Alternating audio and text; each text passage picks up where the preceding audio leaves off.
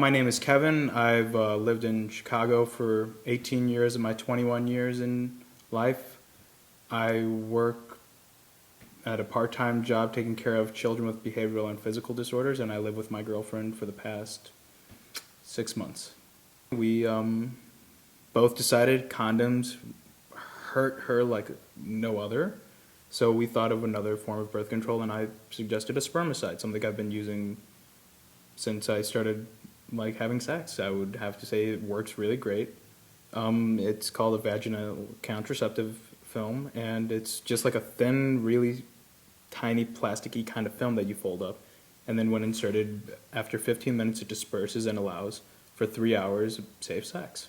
It's something that'll dissolve within you, and it's not that much of something that you're gonna worry about getting in the way or hurting you. My girlfriend has a problem with that. So when I brought that, she was just like, oh my God, I'll sign up right away. And then I brought up the other fact that there's a 3 hour allowance, and we have to wait 15 minutes. She was like, that's perfect. I mean, we can wait 15 minutes. And 3 hours seems long enough. Usually before we get amorous or try to get into the moment, usually it's kind of like a pre-done thing. Like she's like, I made sure to put in a VCF before you got home, or I made sure to put one in when I got home, or when I left work. So whenever I've tried to instigate, it was like, hey, have you been safe? Do you want me to put in a VCF? It's like, oh no, I'm taken care of. It's fine.